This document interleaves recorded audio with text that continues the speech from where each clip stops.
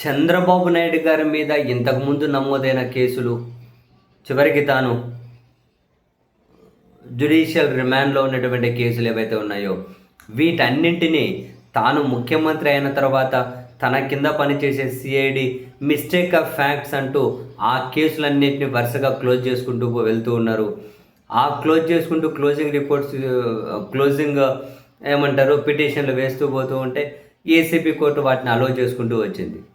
అయితే ఇందులో కొందరు ఏ ప్రాతిపదికన ఈ కేసులు క్లోజ్ చేస్తున్నారు, సో ఆ క్లోజింగ్ సంబంధించిన డాక్యుమెంట్స్ ఏవైతే ఉన్నాయో ఏ ప్రాతిపదికన చేస్తూ ఉన్నారో ఆ డాక్యుమెంట్స్ మాకు ఇవ్వండి అని చెప్పి విజయవాడ ఏసీబీ కోర్టులో పిటిషన్ వేస్తే అప్పుడు ఏసీబీ కోర్టు న్యాయాధికారిగా జడ్జిగా ఉన్నటువంటి భాస్కర్ రావు గారు వాటిని నిర్ద్వందంగా తోసిపుచ్చుతూ అలా థర్డ్ పార్టీకి ఇవ్వము ఆ డాక్యుమెంట్స్ అని చెప్పారు.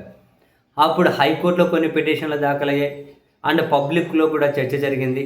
అది అందులో రహస్యం ఏముంటుంది, అది పబ్లిక్ డాక్యుమెంట్ కాదా, ఒక విచారణ సంస్థ ముఖ్యమంత్రి స్థానంలో ఉన్న వ్యక్తి అటువంటి వ్యక్తుల మీద కూడా కేసులు క్లోజ్ చేసేసుకుంటూ పిటిషన్లు వేస్తూ ఉంటే ఏ ప్రాతిపదికన చేస్తున్నారో తెలుసుకునే హక్కు జనానికి ఎందుకు ఉండదు, థర్డ్ పార్టీకి ఎందుకు ఇవ్వకూడదనే చర్చ జరిగింది.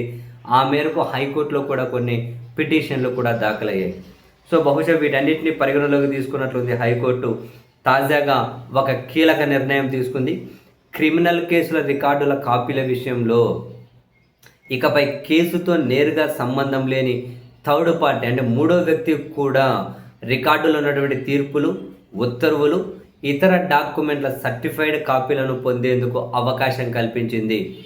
అయితే ఆ కాపీలు ఎందుకు అవసరమో స్పష్టంగా పేర్కొంటూ అఫిడవిట్తో దరఖాస్తు చేయాల్సి ఉంటుంది అని, తగిన స్టాంపు, అధికారిక రుసుము చెల్లించిన తర్వాత కోర్టు ఉత్తర్వుల ద్వారా ఆ కాపీలను పొందవచ్చని, ఈ మేరకు ఇంతకుముందు ఉన్న కొన్ని రూల్స్ను సవరించుకుంటూ కొత్తగా మరో ఉత్తర్వులు జారీ చేసింది హైకోర్టు.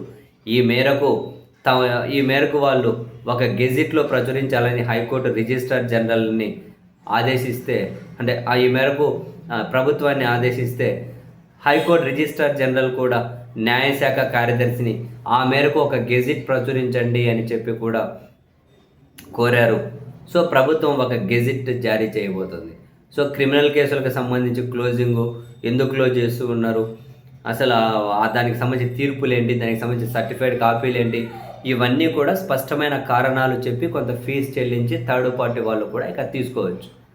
అది చంద్రబాబు నాయుడు గారి మీద కేసులు క్లోజింగ్ కావచ్చు, లేకుంటే మరో కేసు కావచ్చు. నిజంగానే హైకోర్టు ఒక మంచి నిర్ణయం తీసుకుంది. ఎందుకంటే అటువంటి పబ్లిక్ తెలుసుకుంటే తప్పేముంది, అదేం రహస్యం కాదు కదా.